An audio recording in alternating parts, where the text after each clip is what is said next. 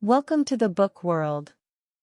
In today's video, we are going to see a beautiful novel, 100 Years of Solitude. Welcome to the video. 100 Years of Solitude is a 1967 novel by Colombian author Gabriel García Márquez that tells the multi-generational story of the Buendía family, whose patriarch, José Arcadio Buendía, founded the fictitious town of Macondo. The novel is often cited as one of the supreme achievements in world literature.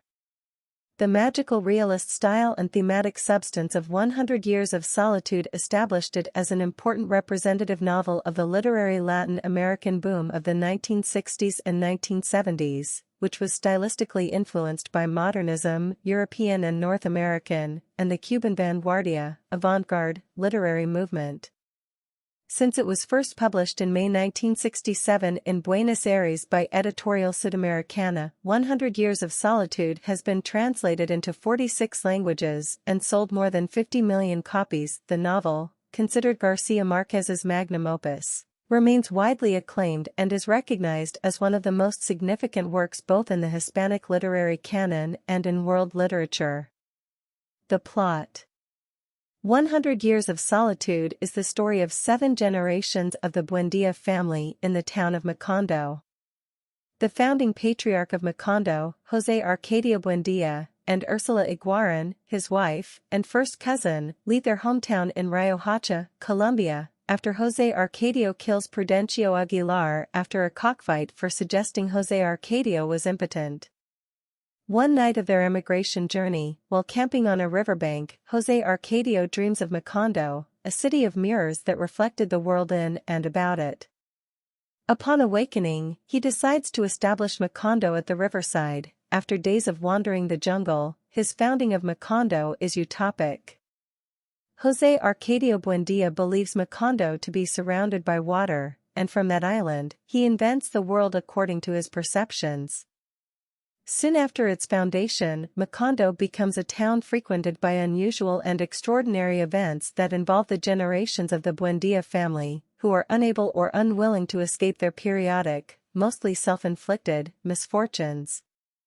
For years the town is solitary and unconnected to the outside world, with the exception of the annual visit of a band of gypsies, who show the townspeople scientific discoveries such as magnets, telescopes, and ice. The leader of the gypsies, a man named Melquiades, maintains a close friendship with José Arcadio, who becomes increasingly withdrawn, obsessed with investigating the mysteries of the universe presented to him by the gypsies. Ultimately, he is driven insane, speaking only in Latin, and is tied to a chestnut tree by his family for many years until his death. Eventually, Macondo becomes exposed to the outside world and the government of newly independent Colombia. A rigged election between the conservative and liberal parties is held in town, inspiring Aureliano Buendía to join a civil war against the conservative government. He becomes an iconic revolutionary leader, fighting for many years and surviving multiple attempts on his life, but ultimately tires of war and signs a peace treaty with the conservatives. Disillusioned, he returns to Macondo and spends the rest of his life making tiny gold fish in his workshop. The railroad comes to Macondo, bringing in new technology and many foreign settlers. An American fruit company establishes a banana plantation outside the town and builds its own segregated village across the river. This ushers in a period of prosperity that ends in tragedy as the Colombian army massacres thousands of striking plantation workers, an incident based on the Banana Massacre of 1928. José Arcadio II, the only survivor of the massacre, finds no evidence of the massacre, and the surviving townspeople deny or refuse to believe it happened. By the novel's end, Macondo has fallen into a decrepit and near-abandoned state, with the only remaining Buendías being Amaranta Ursula and her nephew Aureliano, whose parentage is hidden by his grandmother Fernanda, and he and Amaranta Ursula unknowingly begin an incestuous relationship. They have a child who bears the tail of a pig, fulfilling the lifelong fear of the long-dead matriarch Ursula.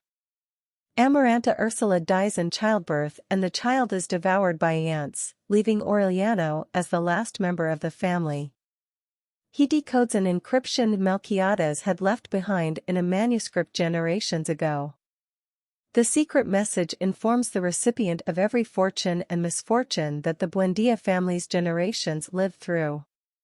As Aureliano reads the manuscript, he feels a windstorm starting around him, and he reads in the document that the Buendia family is doomed to be wiped from the face of the earth because of it.